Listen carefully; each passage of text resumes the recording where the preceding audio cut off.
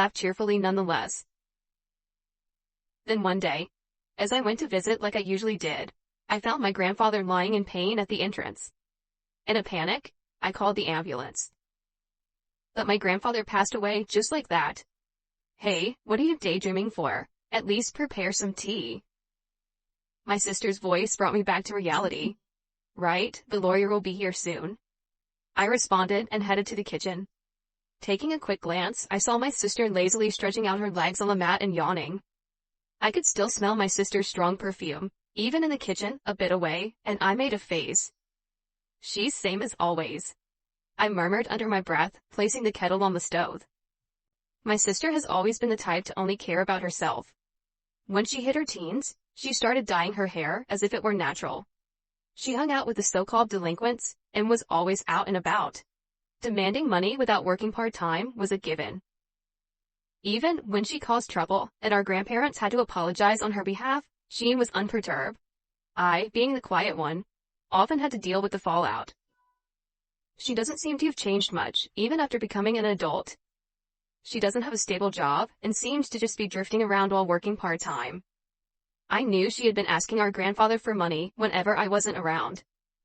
It was easy to imagine that she would have found this all too troublesome if it weren't for the inheritance. Ah, you must be the lawyer. Thanks for coming today. I heard my sister's high-pitched, formal voice indicating that the lawyer had arrived.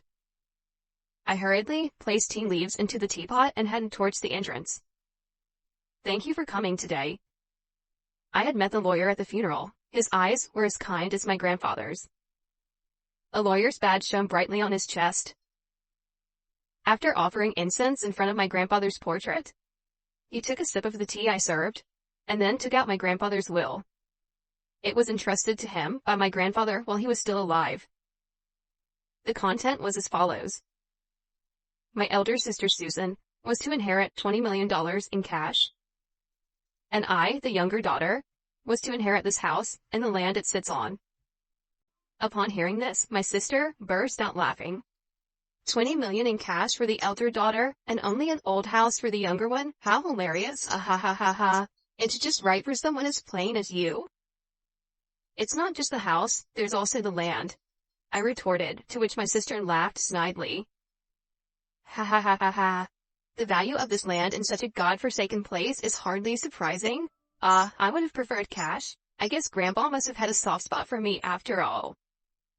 I can't deny that I am a bit shocked.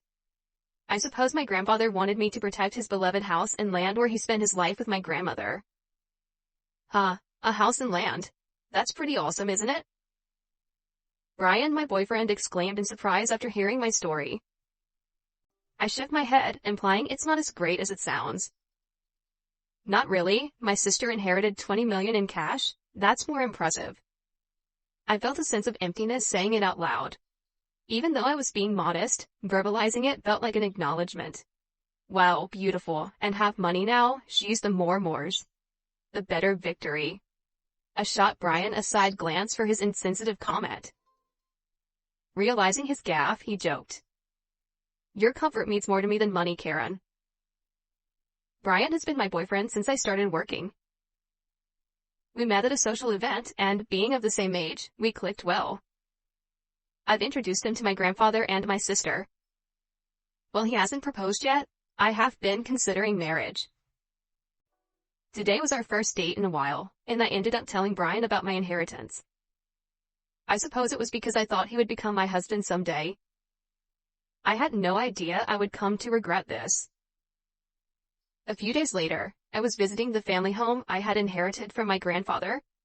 I had intended to clean and sort out my grandfather's belongings. The property was large, but the house was modest. I figured I could manage it on my own. I looked around the house and pondered. It's close to my workplace. Maybe I should move here. Living here leisurely with a cat doesn't sound too bad. There would be no rent to pay, and while there might be maintenance costs for deterioration, I have been working hard and saving, so it shouldn't be a problem. Maybe someday with Brian.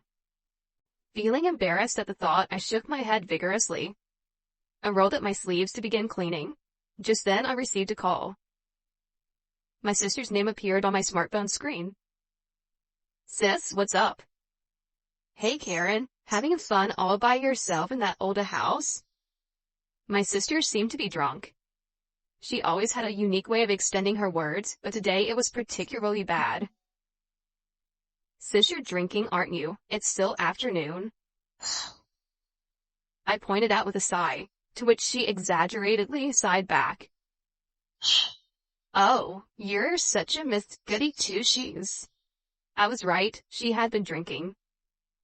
I was thinking about moving here eventually. I answered my sister's question, hoping to end the conversation quickly. Really? I'm enjoying a suite in a luxury hotel right now. My sister raised her voice in a somewhat exaggerated way. Guess who I'm with right now? I have no idea. Boring. It's that kind of attitude that'll make Brian dislike you. What? I'm sorry, Karen. I was flabbergasted when Brian's voice took over the line. The sudden intervention of Brian threw me off balance. Dizzying question marks pop up in my head. But I resent my imagination. At this point, a disgusting imagination had been completed in my head. Surprised, huh? My sister's mean-spirited voice chimed in. Ever since you introduced him to me, I thought Brian was quite a catch. She rattled off boastfully about how she had been attracted to Brian since I introduced him, how she knew where he worked because of me, and how she'd approached him as soon as he left work. He came along readily when she asked. He told her that she was hundreds of times more attractive than me. I listened in stunned silence. Karen, I'm really sorry. The next voice I heard was Brian's again. Tell me it's a mistake. As I tried to utter words that wouldn't come, he spoke again. As a man, I had to take this opportunity. What? I do feel bad about it, but come on, it's impossible to resist a beautiful woman who has $20 million, right? The way he spoke, as if asking me to understand, drained my emotions away. I felt a cold sensation, like my blood was being drained from me. You know what? I don't need a man like you. At my words, I could hear my sister laughing uproariously in the background. The voice on the phone changed back to my sister. Well, that's how it is, and from now on, let's not consider ourselves sisters, okay? I wouldn't want you turning to me just because you're broke. With those words, she ended the call. Overwhelmed by emotions that had lagged behind, all I could do was cry out. 5 years have passed since then. I had a cat in my lap, dozing off in front of my laptop. The cat was also purring contentedly in sleep. Today is my day off, but there is still a bit of work left from what I brought home. Oh no, this won't get the work done. I felt guilty, but I had to move the cat off my lap.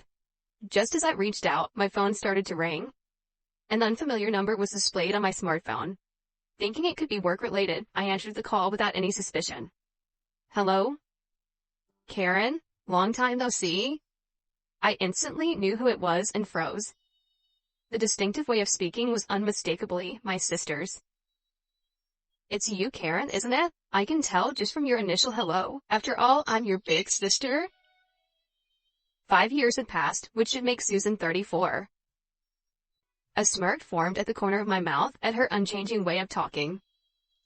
You're just the same. By the way, I came home and there's a hotel standing. Did you sell the house? That's none of your business. Oh, come on. It's quite a grand hotel, huh? You must have made a good chunk of change, huh? Getting fed up, I was about to end the call when she started to chatter about her current situation. According to Susan, she had blown through the inheritance in about 2 years. Now, she even had a considerable amount of debt. Even Brian, who she's still hanging around, seemed to be drowning in debt. I was speechless. Honestly, I couldn't care less. So, lend me some money. Against Susan's yelling, I answered calmly. I've always wondered why Grandpa distributed his estate that way, but, on the day you took Brian from me and cut ties, I understood. I started talking slowly. 5 years ago, when Brian broke up with me, I was crushed. After crying my heart out, I sat dazed in my room, staring into space. I'm such a fool. As I murmured this, large tears began to spill again. My gaze fell on a painting I had made as a child and had gifted to my grandfather. He had framed it and kept it hanging lovingly. Rising, unsteadily, I picked up the painting. Grandpa. When the feelings of nostalgia and loneliness welled up and tears started to come, I felt something drop from the back of the frame. Picking it up, I saw it was a fresh sheet of notepaper addressed to me. I remembered how when I was little, I used to stick notes on the back of this frame and exchange secret messages with my grandfather. It was like a family journal, really. Knowing that I was to inherit the house, he probably figured I'd find this note. I'm glad I noticed. I shuddered at the thought that I might have left it unnoticed. To Garrett. The date on the letter was just before my grandfather passed. I knew you'd definitely notice this letter. Right now, you're probably wondering why I distributed my estate in such a manner. Cash to your sister, and an old house and land for you. It may seem like I favored Susan, but that's not the case. Despite any claims of favoritism, I wanted to leave most of my estate to you, who cared for me till the end. I finally understood what had been bothering me. No matter what, Grandpa thought more of me, huh? I'm sure I was deeply hurt by Susan's words at that time. Despite having loved my grandfather more, a kind of jealousy, I continued to read the letter. But Susan would not be satisfied with a regular division. This child, even as her grandfather, I must admit, she's terribly greedy. Exactly, Grandpa. She even took my boyfriend from me. That's what I want to tell him in my heart. That's why I arranged it this way. If at first glance Susan appears to have received the better deal, she won't pay attention to your share. According to Grandfather's letter, the value of this land in our area is continuously increasing due to ongoing urban development. As of the time I'm writing this, it's not worth